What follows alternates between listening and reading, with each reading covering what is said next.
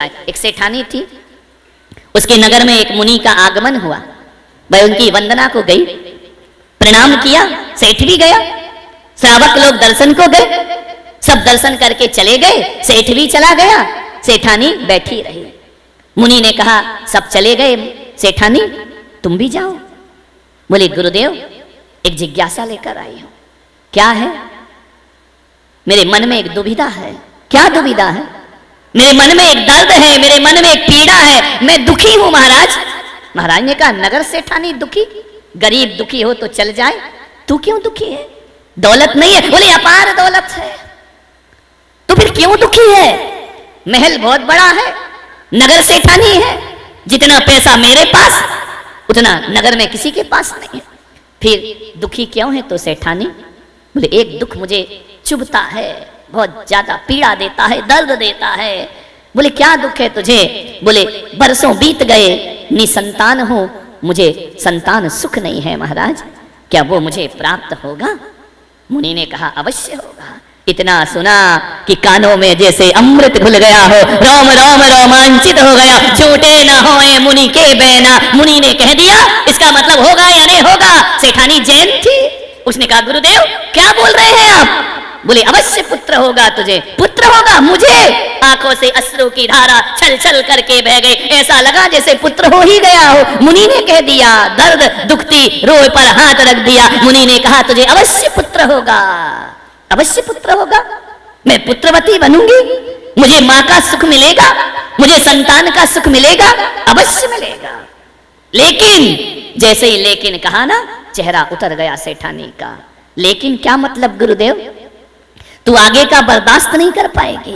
ये संसार है, यहाँ सुख का हाथ पकड़ के दुख भी साथ में आता है। हमेशा सुख नहीं रहता, हमेशा दुख नहीं। तू बहुत सुखी हो रही है, प्रमुदित हो रही है, लेकिन तेरे साथ साथ एक दुख भी आने वाला है। बोले क्या दुख आएगा? बोले इधर तेरा पुत्र होगा, उधर तेरा पति दीक्षा को धारण कर वो सन्यास ले लेगा। पति सन्यास, पति जाए और पुत्र हो, किसे चुनोगी आप? पति को या पुत्र को? जीवन भर की अभिप्सा है कि मां बनूं, मां बनूं, मां बनूं। मां बनने का समय आया, पति का वियोग, वो दीक्षा धारण कर लेगा। नियति को कोई नहीं रोक सकता है। क्या कहती सेठानी कि मुझे मां नहीं बनना है? क्या कहती कि मेरे पति को दीक्षा नहीं लेने दो? दुविधा में फंस गई। नियति विधिना तेरे लेख किसी से कहे न जा, जो होना है सो। सेठानी तू चिंता मत कर, तू कुछ भी नियति में फेर बदल नहीं कर सकती, जो होना है वह होकर ही। अब तू कहे कि पुत्र नहीं चाहिए तो ऐसा भी नहीं होगा, पुत्र तो तुझे होगा। और यहाँ पुत्र हुआ और वहां पति दीक्षा को धारण कर ले। दुविधा में फंस गई सेठानी। वरदान मिला या अभिशाप मिला, कुछ समझ ही नहीं पाई। खुशी लेकर के जाऊं या दुख लेकर के जाऊं? घर जा रही है अनमने मन से, और एक दिन सेठानी गर्भवती हो गई। मालूम है? गूढ़ गर्भ हुआ। गूढ़ गर्भ जानते हो? जिसमें उदर वृद्धि नहीं होती है, ऐसा लगता है वो गर्भवती है या नहीं है। गूढ़ गर्भ, तीर्थंकरों की माताओं को भी गूढ़ गर्भ होता है। उनकी त्रिवली जो सलवटे हैं पेट की, वो मिटती नहीं है 9 माह तक, ध्यान रखना। गूढ़ गर्भ हो गया सेठानी को। सेठ को पता ही नहीं। सेठानी ने कहा कि बताया कि ये गया, क्या करूं?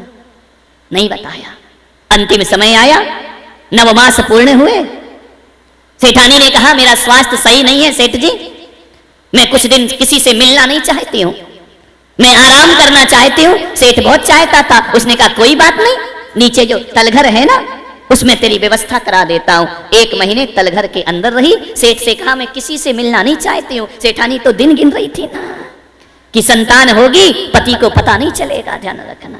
कहां तक छुपोगे? सेठानी ने 9 महीने बाद बच्चे को जन्म दे दिया उस तलघर के अंदर। सेठ कहीं से बाहर से आ रहा था व्यापार करके, घोड़े पर बैठा है, क्या देखता है? तालाब के किनारे से निकला दासी रुधिर के वस्त्र धो रही है, रक्त वस्त्र धो रही। सेठ ने कहा दासी ये तो मेरे घर की दासी है, ये कर क्या रही है? क्या हुआ है ये? मालूम है क्या कहा उस दासी ने कि सेठ जी क्षमा करना, तुम पुत्रवान हो चुके हो, तुम्हारे घर में पुत्र का जन्म हुआ है, बेटे का। दासी तो खुश थी कि सेठ इनाम देगा, सेठ बड़ा खुश होगा, बधाई देगा, तुम्हारे यहाँ पुत्र हुआ है सेठ जी, बरसों की इच्छाएं पूर्ण हुई। सेठ ने कहा पुत्र हुआ मेरे घर में? और मुझे ही पता नहीं। मेरी पत्नी ने मुझे नहीं बताया कि मैं गर्भवती हूं। बोले सेठानी को हुआ ना? बोले हाँ। ऐसे कैसे हो गया?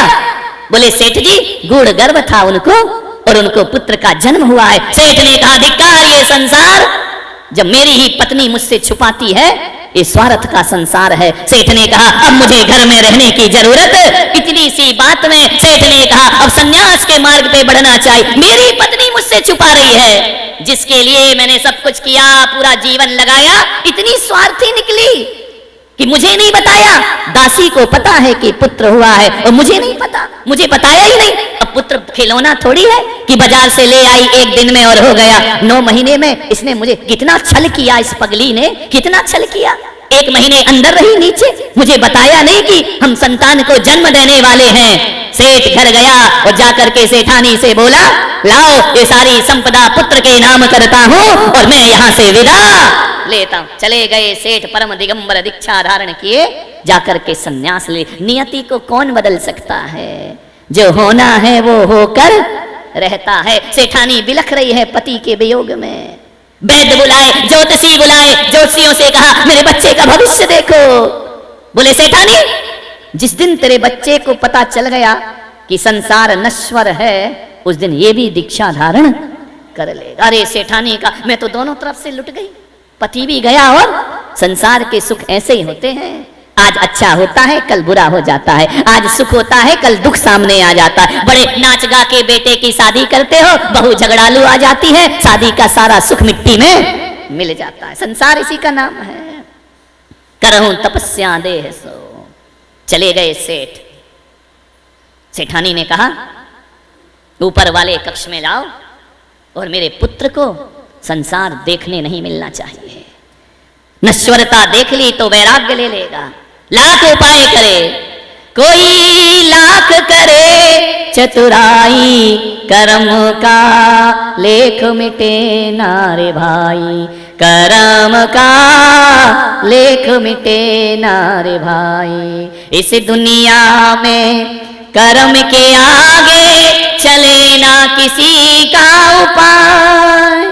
कागज हो तो हर कोई बाँचे, कर्म न बाँचा जा। एक दिन इसी किस्मत के कारण बन को गए थे रघुराई रे, कर्म का लेख मिटे ना रे भाई। जरा समझो इसकी सच्चाई रे, कर्म का। कितने हम कर्मों के लेख को बदलने का प्रयास करते हैं। नादान हैं जो परिस्थितियों को बदलने का प्रयास करते हैं। नहीं, जो होना है वह होकर ही रहेगा। बंद कर दिया कमरे में। मालूम इतना बड़ा हो गया पुत्र, जवान हो गया, दुनिया नहीं देख लेती। मोह ने बांध लिया बंधन में, कहीं नहीं जा सकता, तो अंदर ही रहेगा। मालूम है एक दिन वहां पर राजधानी में रत्न कंबल बेचने वाला आया, रत्नों के कंबल। राजा को दिखाया। राजा ने कहा नहीं, मेरे पास प्रजा का धन है, मैं अपने सुख के लिए इतना महंगा कंबल नहीं खरीद सकता हूं।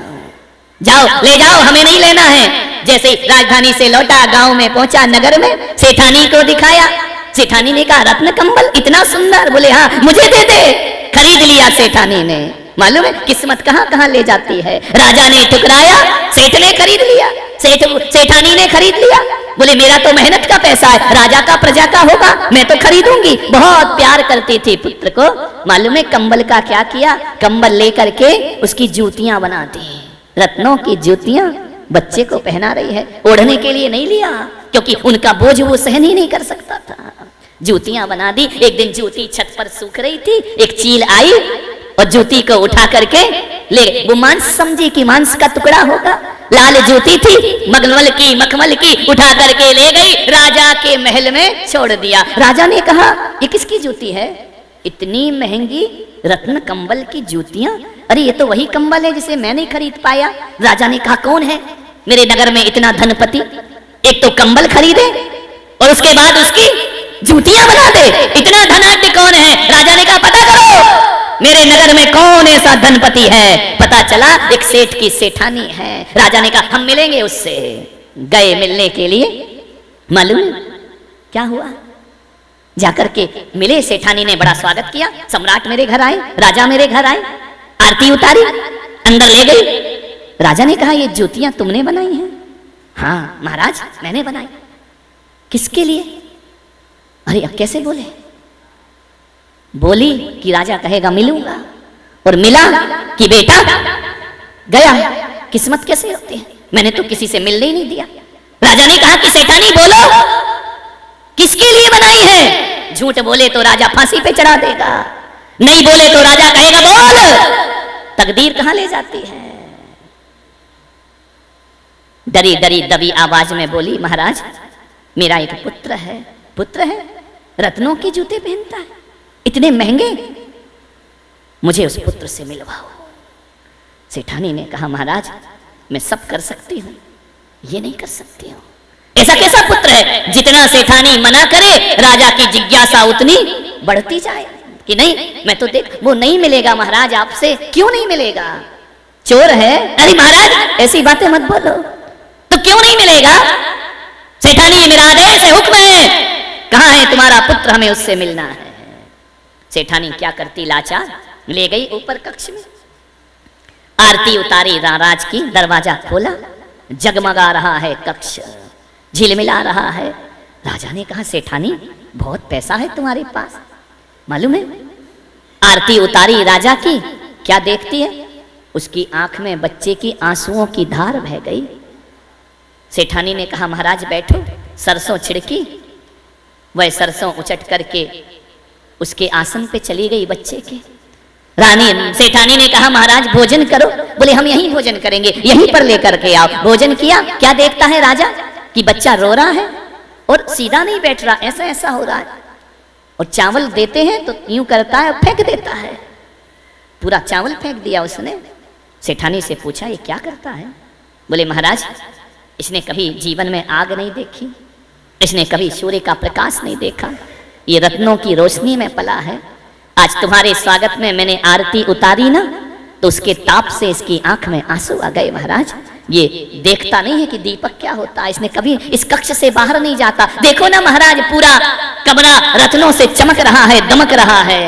महाराज ने कहा ये हिल क्यों रहा, सीधा क्यों नहीं बैठता? बोले वो जो राई का दाना है ना, वो इसके आसन में चला गया होगा, वो इसको चुभ रहा है। राई का दाना चुभ रहा है? बोले हाँ। इतना सुकुमार? बोले हाँ। तो बोले ये चावल फेंक क्यों रहा है? बोले ऐसे चावल नहीं खाता ये, रात को तालाब में कमल पत्र में चावल को गलाना पड़ता है, फिर चावल पकता है, फिर ये खाता है, ये कठोर चीज नहीं खा सकता अपनी जुबान से।